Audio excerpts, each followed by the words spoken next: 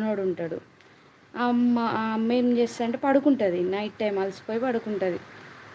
Night 8, 7 అట్లా అనుకోండి. అయితే ఆ అమ్మ పడుకుంటే వాళ్ళ మనవడొస్తాడు ఊరు నుంచి. వచ్చి డోర్ కొడతారు. టక్ టక్ టక్ టక్ అని డోర్ కొడతాడు. డోర్ కొడితే ఏమైతదంటే ఆ ముసలమ్మ డోర్ తీస్తది. తనకి చీకట్లో కొంచెం కనబడది.